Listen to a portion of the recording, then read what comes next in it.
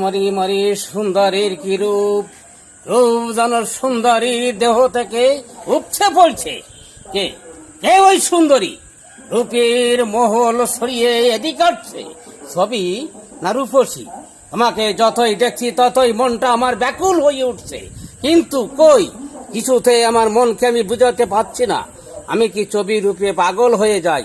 দাঁড়াও মোহন, অনাচার অত্যাচার আর বেঈমানে রাজ্যটা ভরে গেল, এই নাম কি রাজ্য পরিচালনা? পিতা, রাজ্য পরিচালনায় আমি নূতন, তাই ভুল হওয়াটাই স্বাভাবিক।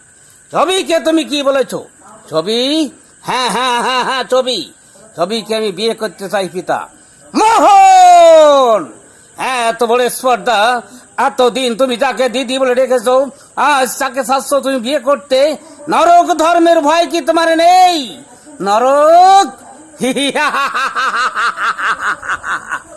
নরক ধর্ম আমি মানি না পিতা। তা না মানলে সবার উপর ভগবান আছে। ভগবান ভগবানকে আমি বিশ্বাস করি না। কি? যে দেবতা তোমাকে সৃষ্টি করেছে সেই দেবতাকে তুমি বিশ্বাস করো না? সেই দেবতার অভিশাপে তোমার হবে অহংকারের পতন। পতন এই ধর্মের বলি আউড়িয়ে আমাকে ভোলাতে পারবে না বৃদ্ধ। বৃদ্ধ হলে বাহুতে এখনো কম শক্তি নেই। চলে আইতে মিনে মুখারাম। এবার এবার তোমাকে কে রক্ষা করবে?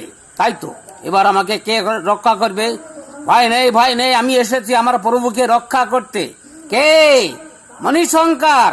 হ্যাঁ, আমি মণিশঙ্কর। আমি এসেছি আমার প্রভুকে রক্ষা করতে। সাবাস সাবাস মণিশঙ্কর, সাবাস। আমি যে কি বলে তোমাকে ধন্যবাদ জানাবো? ধন্যবাদ নাই প্রভু, আমি চাই শুধু তোমার আশীর্বাদ। হ্যাঁ বাবা, আমি তোমাকে কায়বন বাক্যে আশীর্বাদ করি। তুমি জানো এই সব অত্যাচারীদের ধ্বংস করে আমার রাজ্যে পূর্ণ শান্তি প্রতিষ্ঠা করতে পারো, পূর্ণ শান্তি প্রতিষ্ঠা করতে পারো।